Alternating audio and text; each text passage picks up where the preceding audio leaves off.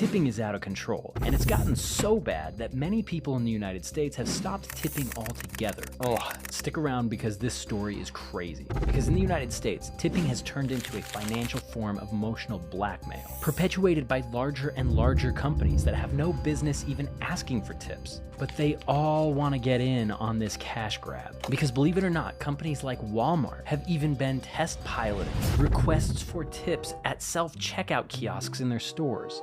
Like no one's even doing work to be tipped. You bag your own stuff. You are doing all of the work, and then Walmart asks you to give them money for the pleasure of doing all of that. But this twisted state of where tipping is right now is just the tip of the iceberg. And tipping in 2023 might not be healthy for the economy or society at all. But in order to understand where we are, we gotta go back in time to the beginning and origins of tipping in the United States. And it all began in the early 1800s when wealthy Americans traveled to Europe. And it's there that they were introduced to the concept. Tipping originated in Europe as an exchange of money from master to serf, where masters would reward their servants with a little bit of extra coin for doing a good job at their job. And when wealthy Americans on vacation to Europe who observed this returned back to the United States, they brought this tradition of tipping with them as a flex. Ah, yes, excellent work. Buy yourself something nice, peasant. When this started in the early 1800s in the United States, it was seen as insulting. It was this thing that rich people did to flex on people lower than them, and it was done in bad taste. Sort of in the same way that rich people today post pictures on social media of them on their private jets, while at the same time lecturing us commoners about climate change. Everybody knows that it's cringe except for them. And it was the same thing with tipping back in the day. But despite its negative connotation, there's a reason that tipping took off in the 1800s. Because in 1863, a major change to the American economy made tipping the perfect loophole for businesses to continue saving on labor and avoid change. Because when the 13th Amendment was passed, millions of former slaves entered a workforce where opportunities were scarce to begin with, and former slave owners and their associates who didn't pay these people during the age of slavery weren't about to start paying them fairly now. So in an effort to quietly continue the practice of slavery, many institutions and businesses hired former slaves with ridiculously low wages plus the opportunity to accept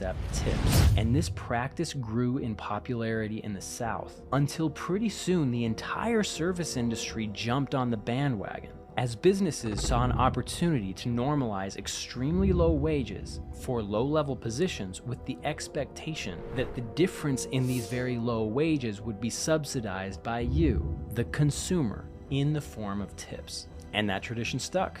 It's spread. And flash forward a few hundred years, now when we all go out to eat, we all know that our waiter or waitress isn't being paid well by their employer, and it's up to us to make sure that they get to eat. It's up to us as patrons to make sure that financial ends meet for the person who's waiting on our table. So unless you have exceptionally bad service and you actually see somebody spit into your food, you're gonna tip them. And that practice can be traced all the way back to the South in the mid-1800s, where former slave owners tried desperately to cling to free and cheap labor. And in 2023, businesses are still doing this, because the federal minimum wage for restaurant employees nationwide is only $2.13 per hour. Now, some states have passed laws to make this number higher, but many restaurants don't pay their staff livable wages. But it's allowed because those wages are supposed to be brought up by tips left by patrons. And we've all been conditioned to pay into this system. And now that it's a habit that's been ingrained for generations, more big businesses are tapping into Americans' tendency to leave tips, asking for tips when there is zero reason to leave one. I personally have been asked to tip for buying a bottle of water from my local sandwich shop. Like, that's the only thing I bought. I bought a bottle of bottled water, the guy reached behind him, handed it to me, and then spun the little iPad around to ask me a couple of questions.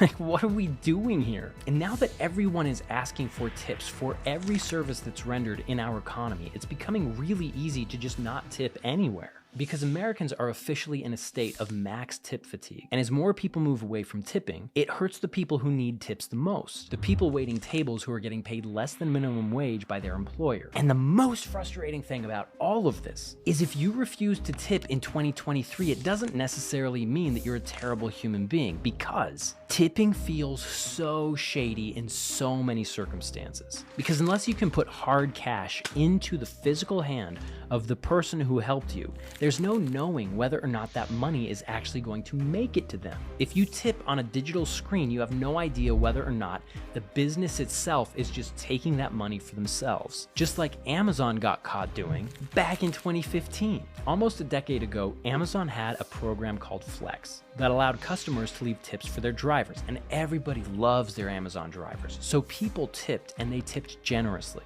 But those drivers didn't get the money because Amazon asked for those tips through their app, and the drivers had no way of knowing they were getting tipped in the first place. And Amazon kept $62 million that was intended for drivers, and they just use it for themselves. So when you're at your local restaurant and your favorite server gives you your food and they flip the little screen around to ask you a few questions, there's no way of knowing whether or not that person is actually getting the money that you intend for them unless you have physical cash. And all of this is why Americans are abandoning tipping. And what this means for the service industry as a whole is anybody's guess. So the question is this: when every single business out there is asking for tips, when is it appropriate to leave one? And when is it better to just hold on to your hard-earned money? What do you think?